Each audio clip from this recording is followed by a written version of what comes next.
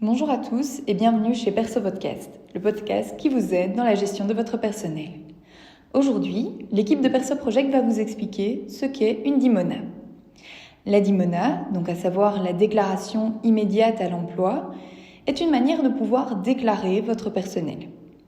Cette déclaration se fait via le portail de l'ONSS, donc l'Office national de sécurité sociale, et vous permet de prévenir à partir de quand une personne commence à travailler et éventuellement jusqu'à quelle date elle travaille pour votre société.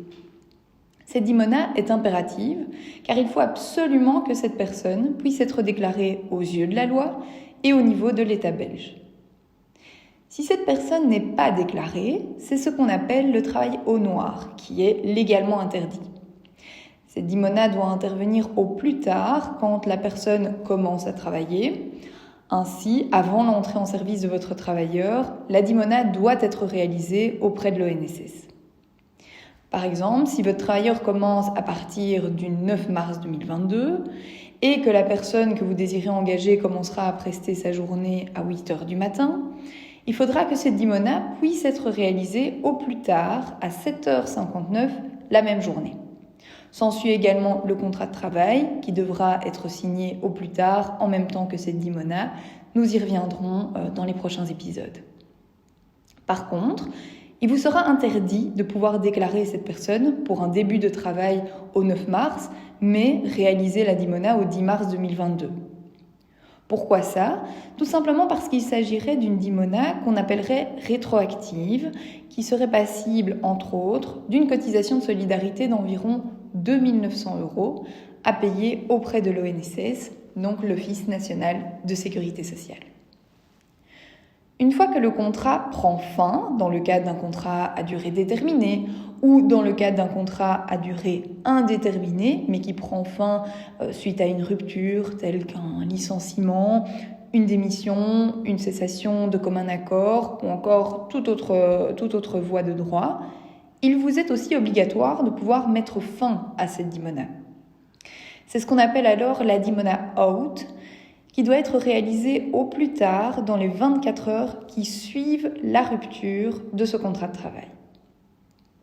Ensuite, si jamais votre société est le sujet d'un contrôle de l'inspection sociale et que les contrôleurs, en vérifiant si vous êtes bien en ordre dans votre société, constatent l'existence de travailleurs au noir, parce qu'ils ne sont pas déclarés par le biais d'une dimona, alors vous serez dans l'obligation de régulariser la situation.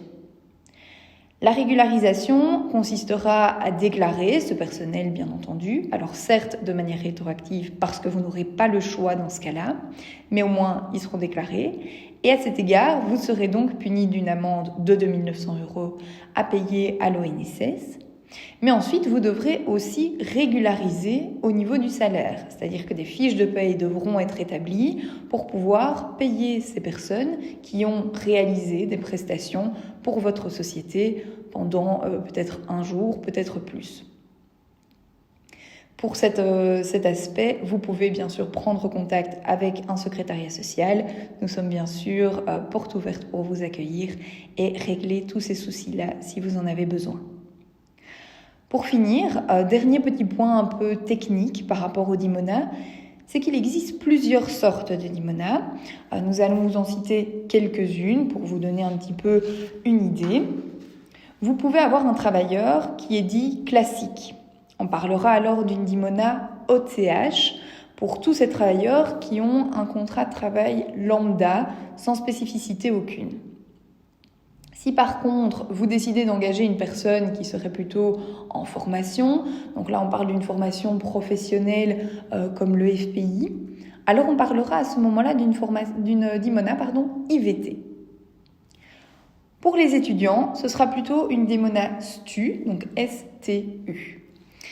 Il en existe d'autres, bien sûr, mais ces sortes de dimonas sont les plus importantes et il est important de savoir qu'elles existent parce que cela a une incidence dans le cadre des accidents du travail, par exemple. Alors ici, vous en connaissez un peu plus sur la Dimona. Bien sûr, c'est le tout premier élément lié à l'engagement de votre personnel.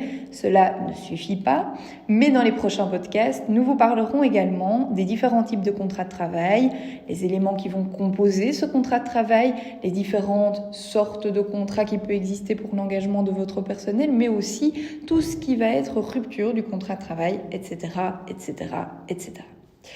Nous espérons que vous resterez connectés et nous vous attendons nombreux à la lecture de ce podcast. Bonne journée!